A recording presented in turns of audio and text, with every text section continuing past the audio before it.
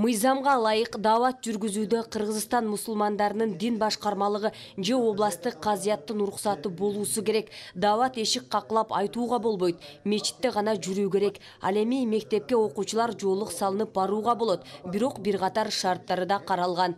Ошон үчүн алар ак жоолук салып, моюнун кошо жаап алса болот деп ушундай чечим кабыл кылышкан. Мына элдик жер сиздин жолуңуз менен мектепте сизди киргизбей кое албайт дейсиз. Даават проблемасында дааватты жүргүзүү боюнча жобо бекитилди.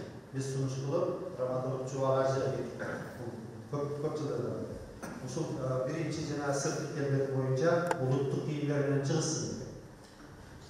Бул дааваттын жобосу. Экинчиси, дааватчылар келген топ 5 адамдан турабы, канча адамдан турат, маршрутный лист уруксат барагы болот. Муфтият же областтык казыят берген уруксат барагы болот. Өлкө аймагында экстремисттик жана террордук уюмдардын саны 15тен ашуун. Булардын аткарган иштери терс көрүнүштү кептейт. Интернет айдыңында бир катар чакырыктарды жасаган видеолор, китептер жана электрондук китептерден оолак болуу зарыл. Социалдык сеттерден да кайрылышып, чакырык ташташат. Булардын баарынан оолак болуу керек. Улуттар аралык, диндер аралык таскашууну козгоганга багытталган аракеттер бул экстремисттик аракет. Kurallı toplardı, kurallı tüzümlerdi kurу bu ekstremistik hareket. Ошондуктан экстремизм дегенде сиздер еңири түшүнүңүздөр, еңири бир термин экендиги, бул азырынча исакка каңашталат. Бүгүнкү күндө диний экстремизм да бар, светтик экстремизм да бар. Ошон үчүн бара чектер койбойт.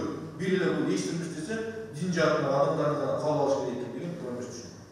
Кыргызстанда жаш өспүрүмдөр арасында 2020 жылдын 12 айында 492 кылмыш катталган. 2019 жылга салыштырганда өсүү темпи жогору болгон. Өз өмүрүнө кол салуу 98 учур катталган. 2019 жылга салыштырмалуу 62 көп катталган. Алардын көпчүлүгү мигранттын балдары.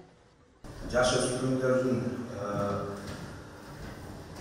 тарбиялык өсүүнүн өзүңүздөр билесиздер, коомчулукта өз милдеттерин так аткарбаган, тарбиялык жол көрсөтүү багытында терс таасирин тийгизген,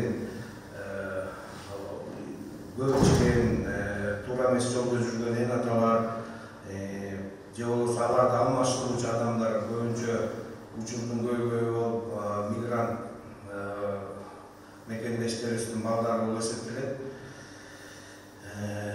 Ошол багытта коомдук алдын алуу борбору жакшы иштерди алып барып, укук бузуулардын, аларга болгон зордук зомбулуктардын себептерин аныктоодо терең көңүл буруп иштеген окуучулар бар.